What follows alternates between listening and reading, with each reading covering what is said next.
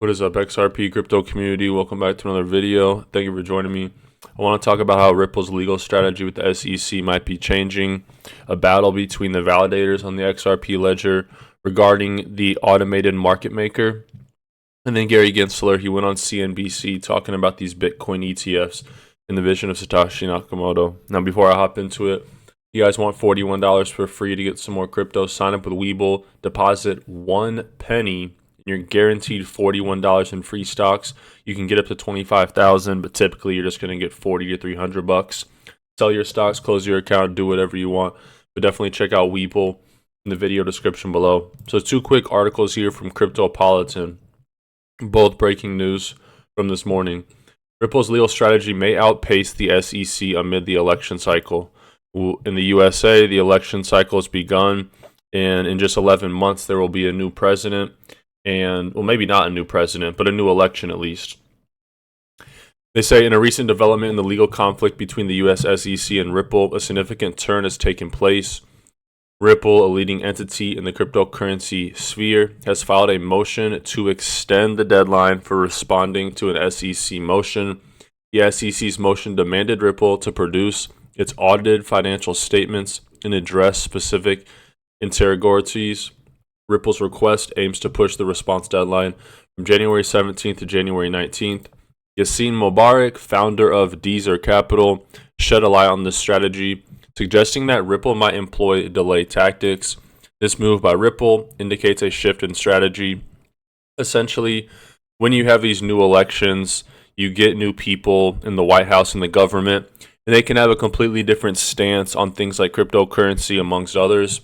And so this guy is speculating that maybe Ripple's strategy is going to be to make this lawsuit go on and on and on until there is a new group of governing figures that maybe are more favorable to their case. And here's a battle between the XRP validators. So the automated market maker is a feature on the XRP ledger that has not been voted in yet, but essentially allows Ripple to lower its costs and make liquidity more feasible for all users. However, 17 validators have voted yes, while 18 validators have not voted yes.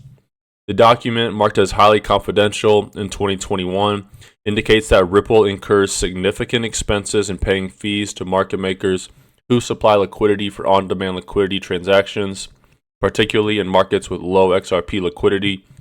Mr. Huber's analysis suggests that the automated market maker feature, currently under voting, could be a strategic move by Ripple to mitigate these costs.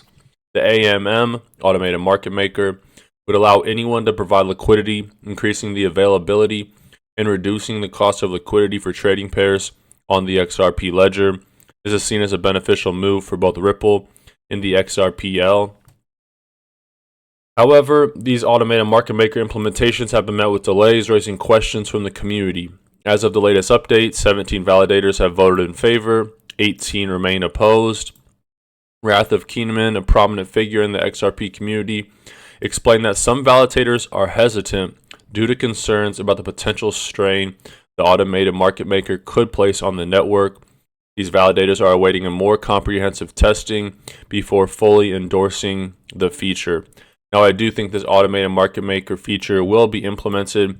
However, we need more testing and more evidence that it won't clog the network to get these 18 validators to come over to the voting yes side. Satoshi Nakamoto's idea of Bitcoin has been broken by the ETF, SEC chairman claims. This is an interesting clip.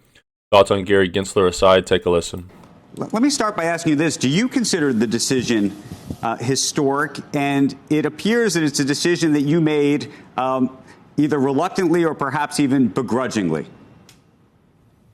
Well, look, Andrew, this has been considered for a long time. As you know, starting under Chair Clayton, we had disapproved a number of these over the years, and something had changed. I'm a deep believer in the rule of law and a respect for the courts, and taking a new court decision into consideration, we move forward. I think this is the most sustainable path forward.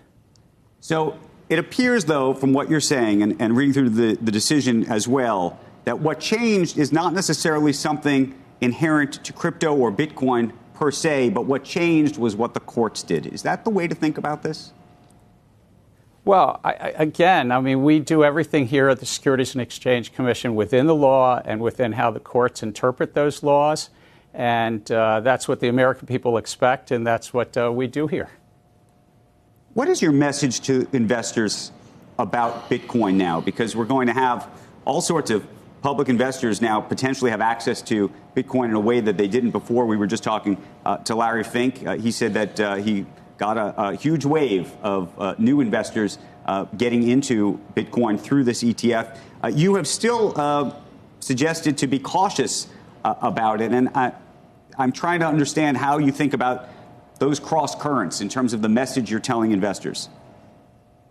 Well, look, Bitcoin itself, we did not approve. We do not endorse. This is a product called an exchange-traded product, a way that investors can invest in that underlying non-security commodity called Bitcoin. But yes, investors, I think, should be aware that the underlying asset is a highly speculative, volatile asset, and amongst its use cases is really for illicit activity, money laundering and sanctions and ransomware and the like.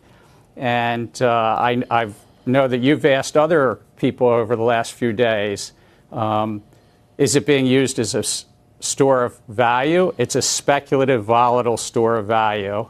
Is it being used as a payment anywhere? Are we buying cups of coffee with it? Not really. The only payment mechanism it's being used for in a primary sense is illicit activity. So I think you've been spot on about that, Andrew. So just on that note, Mr. Chairman, this is out, and I'm not going to take either side on the whole thing, and it's kind of funny. But these are, I don't know the exact units, but if you look since 2017, what's been used to launder money, 20,000 is the unit for, 20,000 is the unit for $1, 33 is the unit for Bitcoin. So that's a multiple of I don't know how much for dollars being used for money laundering versus Bitcoin. But now I could see Bitcoin bears saying, really? Well, it's not even good for money laundering. Then it has zero value. I could just see that as another arrow in the quiver for the bear case. But the question I wanted to ask you was this: let's take the continuum. Let's take the rat poison, Beanie Baby, Jamie Dimon, Charlie Munger versus we had yesterday on our Coinbase CEO. Did you hear him make the case for Bitcoin? I mean, it was almost like a symphony to Bitcoin bulls, Chair Gensler. The proof of work, akin to gold. Every monetary aspect we've had for thousands of years is represented perfectly. And Tom Lee, there's never been a mistake on the blockchain out of trillions of transactions. You understand it. You taught at MIT. Which is it? Is it a Beanie Baby in your view, or is it something that has inherent value that's going to be part of the financial system decades from now? Which is it? Look, no doubt there are innovations within this field, and those innovations, which I taught about at MIT, around a ledger system. It's just an accounting system called the blockchain technology. But there's an irony in the midst of this. Satoshi Nakamoto said this was going to be a decentralized system. And finance, this has led to centralization. Think about the irony of those who say this week is historic. This was about centralization and traditional means of finance that investors who could already express themselves in Bitcoin, you could already, before this week, buy it through major brokerage houses. But now you can buy it through this thing called an exchange-traded product.